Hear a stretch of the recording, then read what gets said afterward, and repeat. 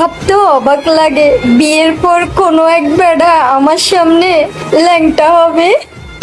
খালি কি তাই হবে, সাথে সাথে তো টাইটানিক জাহাজেও দিয়ে দেবে।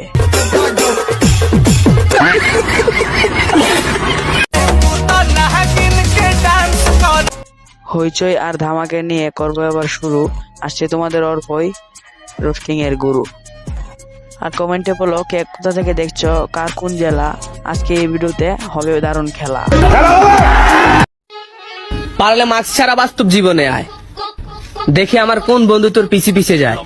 ক্রাশ তো তোর বন্ধুরা না, তোর বাপেও খাবে।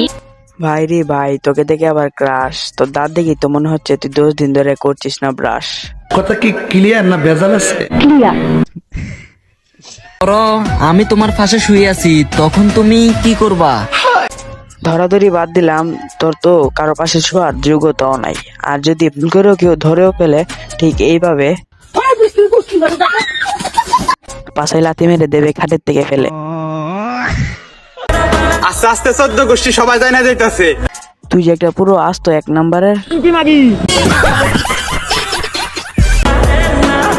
আমি নাকি একটা টিকটকার। ফুল নষ্ট হয়ে গেলে পরে যায় তার পাপড়ি। এই মেগি একটা 1 নাম্বারের ছাপড়ি। সঠিক বলেছেন। জ্বালা উঠলে বুইরার জোয়েন আছে, সবই চলে। আই হাই হাই, একটা মেয়ে এতটা পরিমাণ মেগি কি করে হয়ে যায়?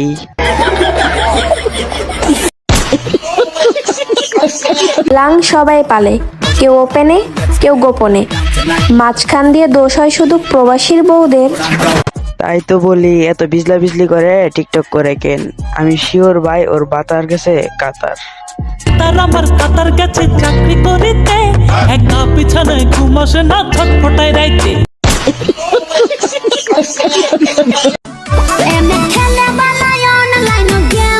এর টিকটক প্রোফাইলে ঢুকে আমার মাথায় পড়েছে বাজ। এখন আবার কেউ জিজ্ঞেস করো না এর টিকটক প্রোফাইলে আমার কি কাজ।